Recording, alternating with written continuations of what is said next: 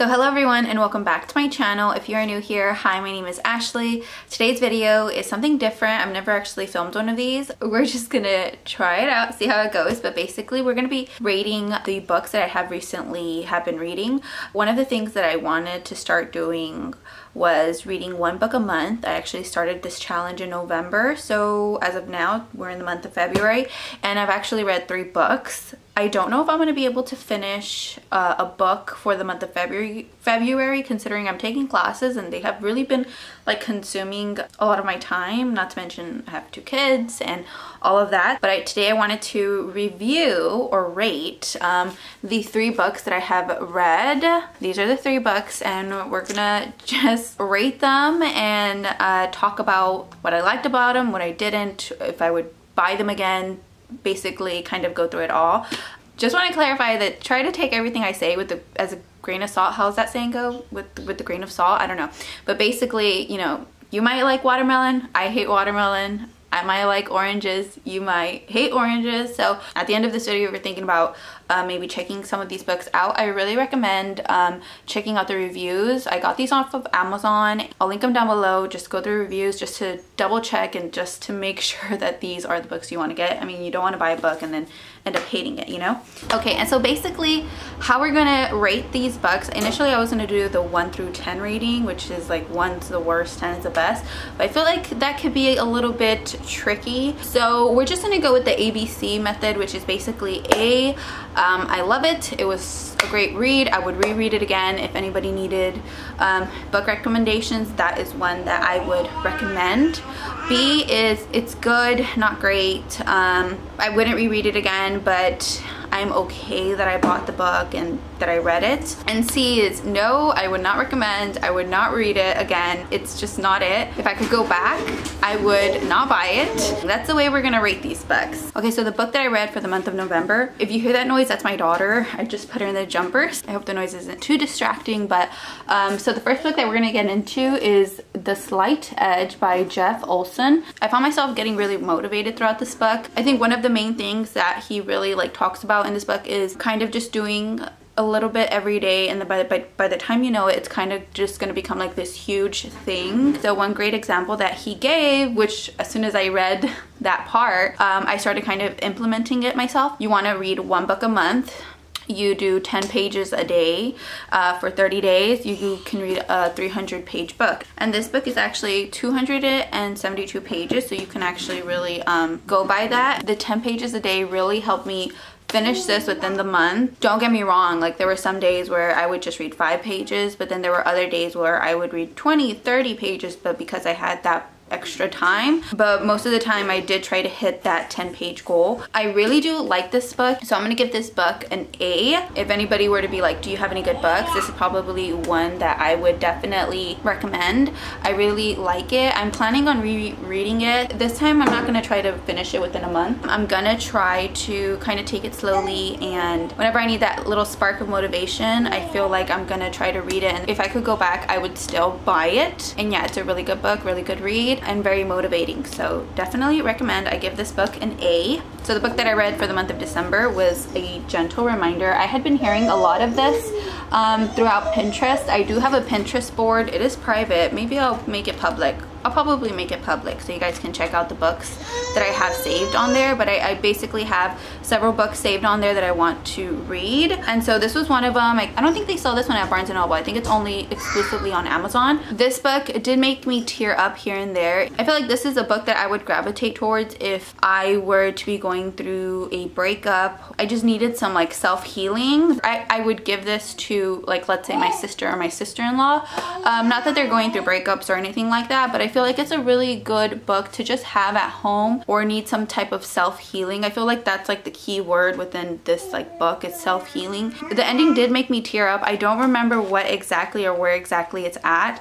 I think what I'm going to start doing is I'm going to start highlighting the key points within the books that I'm reading that kind of really stand out to me so I can talk about it. Hopefully we can make this like a little series. If you guys want to get this, I would first recommend you check out the reviews on Amazon just so you guys can get a better idea of what it really is all about. I mean, like if you take a look, the back of the book says take what you need. And I'll leave the link down below for where exactly I got it and the reviews that I read that kind of made me come to the conclusion that yeah, I'm gonna check it out. I'm gonna try it. I'm gonna give this book an A because I feel like it's a really good book, like how I said, to just kind of have there. You never really know if you go through a breakup or you need some type of self-healing, there's that word again.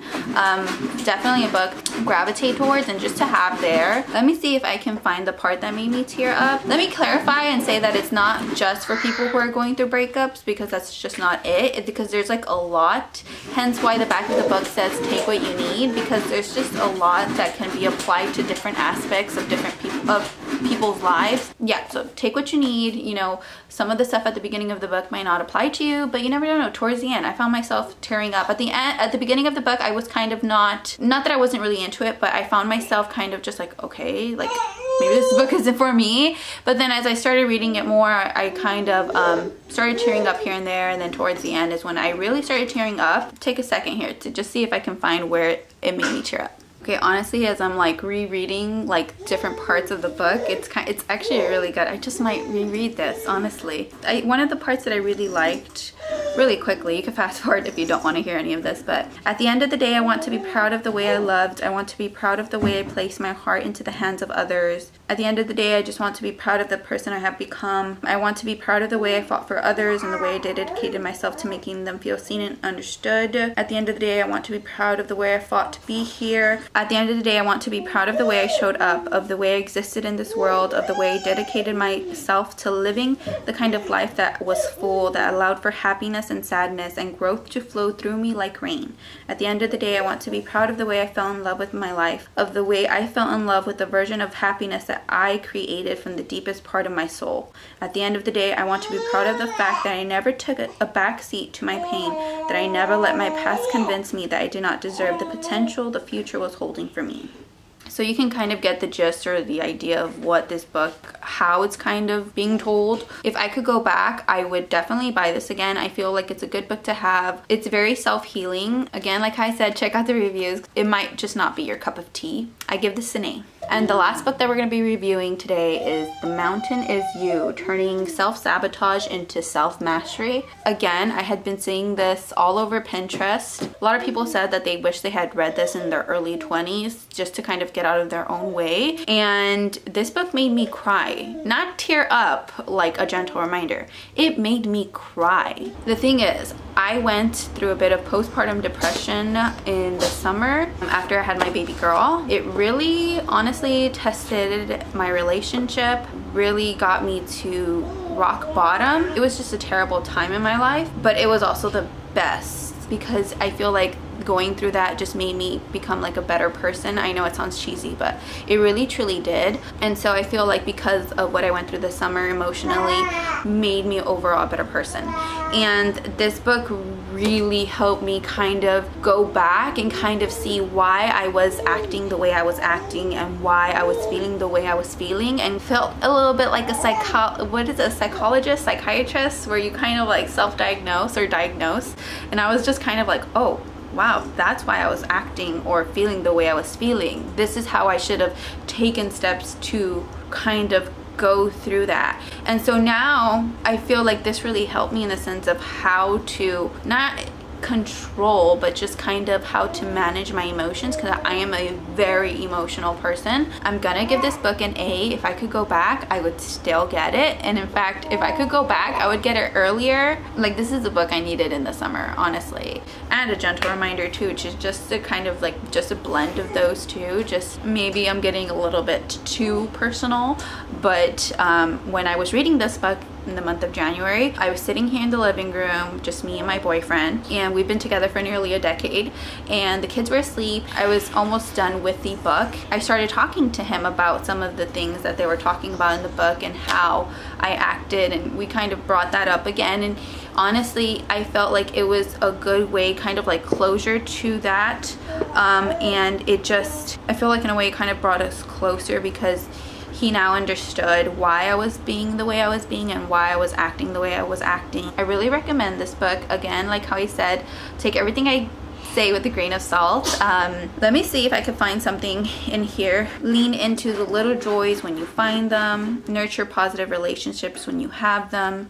Stop trying to assert dominance. Learn something new as often as you can. Be aware of what you give your energy to. See challenging times as opportunities for transformation. And I really like this where it says, when you get to the end of your life, you will begin to see your mountains for what they really are. Gifts. When you look back on your life, you won't remember the hardships. You'll see them as pivot points, growth opportunities, the days of awakening right before everything changed. Really good book. Again, like how I said, check out the Amazon reviews just to see if this is like your cup of tea. I'm gonna give this book also an A. It really did help me. I feel like in a way it kind of helped our relationship because it helped me kind of like speak up and explain to him why I was feeling the way I was feeling, and kind of now he has a better understanding.